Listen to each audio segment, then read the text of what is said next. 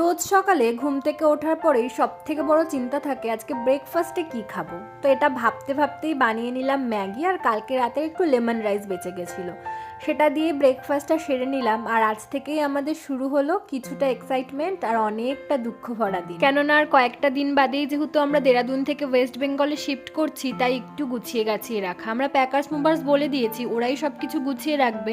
তবুও জামা কাপড়গুলো আমি আলাদা আলাদা করে প্যাকেটে ভরে রাখলাম, যাতে পরে গিয়ে আমার নিজেরই সুবিধা হয়। বর টিভির উপরে যে সাউন্ড সিস্টেমটা ছিল সেটা খুলে রাখলো, কিছুটা কাজ আগিয়ে রাখছি। দেন কিছুটা কাজ গুছিয়ে নিয়ে লাঞ্চটা বানিয়ে নিলাম, ঘর পরিষ্কার করলাম। লাঞ্চ সেরে তারপরে বসলাম এই লিটিল হার্টটা নিয়ে।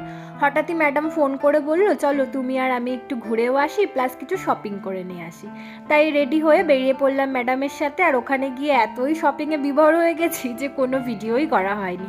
তো চলো আজকের ভিডিওটা শেষ করছি, দেখা হচ্ছে অন্য কোনো এক্সাইটিং মিনি ব্লগে। টাটা।